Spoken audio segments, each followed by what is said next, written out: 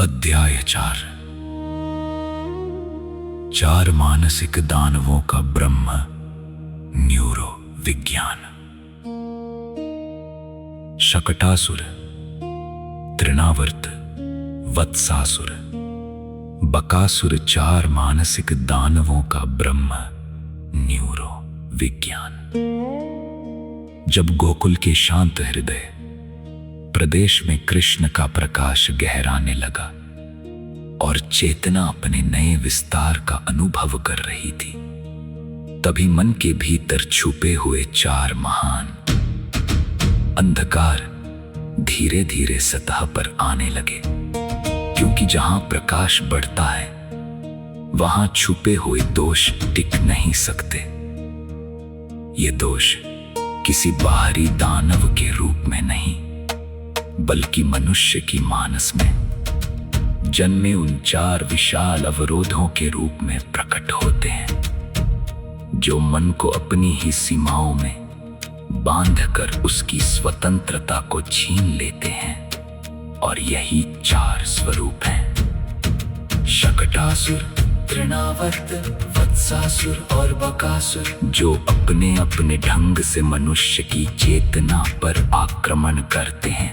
कभी बोझ बनकर, कभी तूफान बनकर, कभी मासूमियत चुराकर और कभी विषैले शब्दों के रूप में आत्मा को घायल करके। और कृष्ण की बाल लीलाओं का अर्थ यही है कि जब चेतना बाल निर्मल होती है, तब उसे सबसे पहले इन्हीं मानसिक दानवों का सामना करना पड़ता है। और उन्हें परास्त कर ही मनुष्य अपनी आध्यात्मिक यात्रा आगे बढ़ा सकता है। शकटासुर वो अदृश्य भार है जो मनुष्य पूरे जीवन ढोता है। अनकही जिम्मेदारियां, अधूरी अपेक्षाएं, पुराने दर्द, दबी हुई शिकायतें, परिवार का बोझ, समाज की अपेक्षाएं और वो थकान जो कभी व्यक्त नहीं होती। न्यूरोसाइंस से क्रॉनिक स्ट्रेस बर्डन कहता है, एक ऐसा अदृश्य वजन जो नर्वस सिस्टम को हमेशा फाइट और फ्लाइट में रखता है, जिससे अमिगडाला जागी रहती है, कोर्टिसोल बढ़ता है और मनुष्य भूल जाता है कि हल्कापन भी जीवन का हिस्सा है। और जब शकटासुर गोकुल में आया, वो कोई राक्षस नहीं, वो लाद कर रखा हुआ अवचेतन बोझ था, जो चेतना के विकास को रोकना चाहता था। पर कृष्ण ने उसे केवल स्पर्श से गिरा दिया। ये संकेत है कि जब भीतर का प्रकाश उठता है, तब दबी हुई भारी स्मृतियां और जिम्मेदारियां अपना झूठा वजूद खो देती है और हल्कापन मन में लौट आता है। क्योंकि बोझ वस्तु नहीं, एक मानसिक भ्रांति है, और जैसे ही उसकी पहचान होती है वो गिर जाता है। तृणावर्त वो मानसिक तूफान है जो मन में अचानक उठता है। संदेह, भ्रम, तनाव, अचिंता, विचारों का तेज घूमना, फेफड़ों में घबराहट, मन का हवा की तरह उड़ा जाना।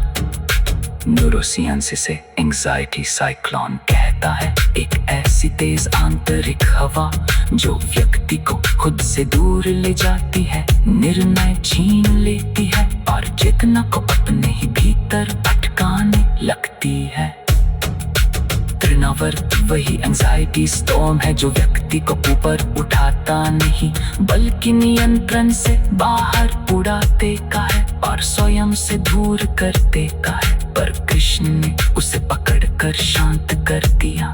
ये संकेत है कि जब चेतना स्थिर होती है, जब अवेयरनेस जागती है, तब एंजाइटी अपना विष खो देती है, मन वापस केंद्र में लौटाता है और तूफान वही रुक जाता है जहाँ प्रकाश खड़ा हो जाता है। क्योंकि स्थिरता हमेशा गति को हराती है और अवेयरनेस हमेशा अंधे तूफान पर विजय प्राप्त करती है।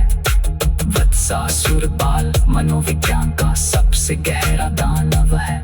वो मासूमियत का हरण करता है, वो इनर चाइल्ड को कमजोर करता है, वो इनोसेंस को चुराता है और व्यक्ति के भीतर वो घाव बना देता है जो जीवन भर ठीक नहीं होते। वत्सासुर चाइल्डहुड वुंड्स, वे घाव जो बचपन में लगे, डर, अपमान, चोट, तिरस्कार, तुलना, डांट या कठोरता। न्यूरोसाइंस है डेवलपमेंटल ट्रॉमा इम्प्रिंट कहता है वो छाप जो पर्सनालिटी की नींव में बैठ जाती है। कृष्ण का वत्सासुर वध ये घोषणा है कि चेतना अपनी मासूमियत को फिर से पा सकती है। इनर चाइल्ड फिर से जीवित हो सकता है और बचपन के दर्द मिटाए जा सकते हैं। श्री कृष्ण का ये कर्म बताता है कि हीलिंग किसी भी उम्र में संभव है और इनर सेंस एक कोई वस्तु नहीं।